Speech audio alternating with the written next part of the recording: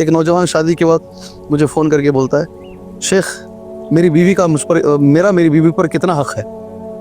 مجھے پوچھے بغیر میرے سسر اسے لے کر ایئرپورٹ چلے گئے. جی. تو میں نے اسے آدھا گھنٹہ سمجھایا, اللہ گواہ ہے اس نوجوان نے کہا مجھے علم ہی نہیں ہے شیخ, میں کچھ اور سمجھ رہا تھا اور حقیقت میں ہمارا دین کچھ اور بول رہا ہے. جی. اسے معلوم ہی نہیں ہے کہ ہم خریدے نہیں ہیں لڑکی کو. اللہ کے نبی صلی اللہ علیہ وسلم نے جو جملہ کہا عرفہ کے میدان میں اونٹنی کی پیٹھ پر حجۃ الوداع کے خطبے میں, عورت کے بارے میں جو خاندانی نظام آپ کہہ رہے ہیں نا, اس لیے لوگوں کو نہیں معلوم. استحللتم فروجہن بأمان اللہ, تم حلال کر رہے ہو, نکاح کر رہے ہو اس بچی کو, یہ بچی اللہ کی امانت ہے, آپ خرید نہیں رہے ہو, اللہ کی امانت ہے تمہارے گھر کو آ رہی.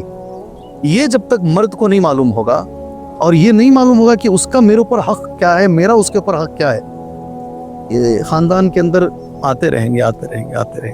اور انشاءاللہ آپ کے براڈ کاسٹ پہ میں لکھ کے دیتا ہوں, شادی ہونے سے پہلے لوگ کتنی تیاریاں کرتے ہیں. میں تو ایسا بھی دیکھا ہوں, ایک سال انتظار کرتے ہیں, رشتہ ہو کر ایک سال تک تیاری چلتی ہے, 6 مہینے تیاری چلتی ہے, 3 مہینے تو چلیے نارمل ہے تیاری. جی. میں یہ بولتا ہوں کیا کبھی زندگی میں 5 گھنٹے بیٹھ کر کبھی پڑھے کہ میرے نبی نے شوہر کو کیا کہا کہ بیوی کے حقوق کیا ہیں شادی ہونے سے پہلے؟ بیوی کبھی پڑھی کہ شوہر کے حقوق میرے اوپر کیا ہیں, میرے نبی نے کیا کہا ہے؟ بالکل. جب پڑھیں گے یہ مسئلے حل ہو جائیں گے انشاءاللہ.